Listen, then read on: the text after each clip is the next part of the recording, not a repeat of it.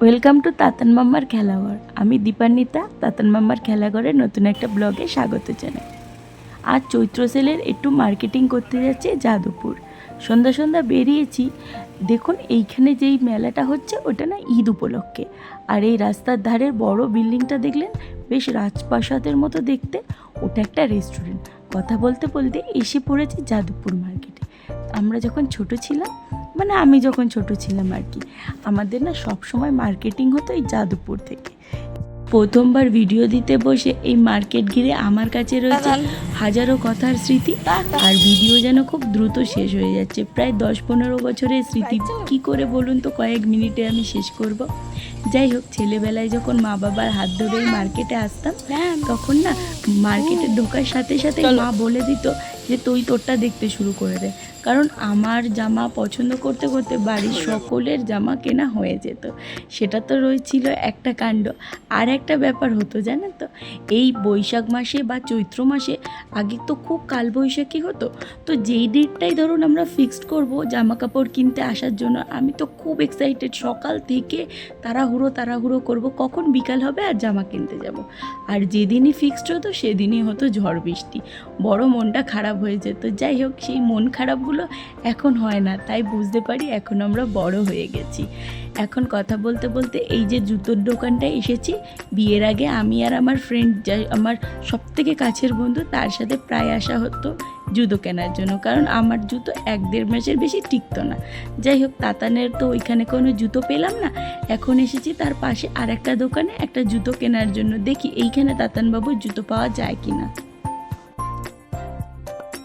যাদবপুরে মার্কেটিং মানে আর একটা কিন্তু অভিজ্ঞতা সবারই রয়েছে, সেটা হলো মটর মাখা। ওই যে একটা ছোট্ট গাড়ি করে বিভিন্ন কাকু দাদু বসে থাকতো, একটা ছোট লোহার কড়াইয়ের মধ্যে অনেক মটর ঠেসে ঠেসে ভরা থাকতো, আর বেশ মশলা দিয়ে পেঁয়াজ ধনেপাতা দিয়ে মাখিয়ে দিত। 10 টাকা করে তখন নিত।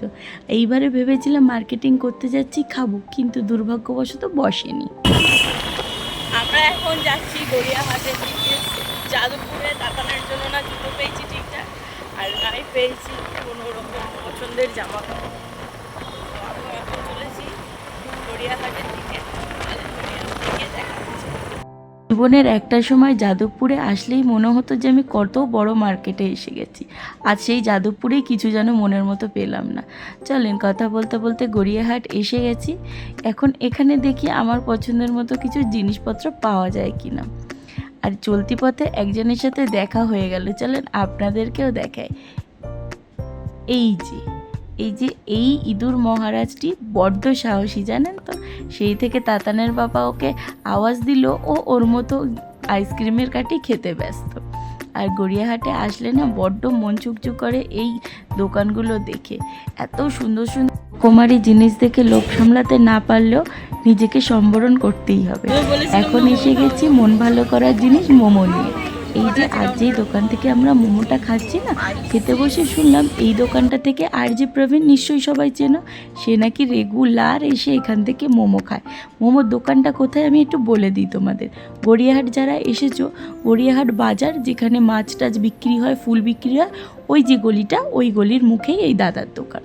না সত্যি মোমোটা কিন্তু ভীষণ টেস্টি ছিল আর ফ্লেভারফুল। 60 টাকায় ছিল 6 পিস মোমো, কিন্তু দুর্দান্ত খেতে। যাই হোক, মোমো খাওয়া হয়ে গেছে, এখন প্রায় 10টা বাজে।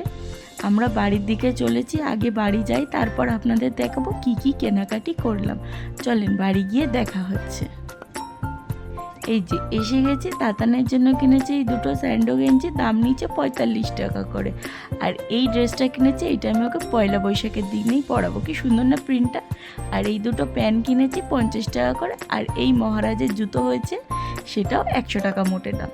আমি কিনেছি এই চুড়িটা, কিন্তু জানেন তো ব্যাঙ্গেলটা না আমার হাতের চাইতে বড়, কিন্তু আমার এটাই পছন্দ হয়েছিল, তাই আমি ওটাই কিনে নিয়েছি। আর ঠকে গেছি এই ফোনের কভারটা কিনে। এটার দাম 250 টাকা বললেও আমি 150 টাকায় কিনেছি, কিন্তু ভেতরটায় দেখুন শুধুমাত্র একটা কাগজ দেওয়া। আমি ভাবলাম ওর সাথে ল্যামিনেশন করা, কিন্তু তা নয়। যাই হোক, ভিডিওটা এখানেই শেষ করলাম। Thank you.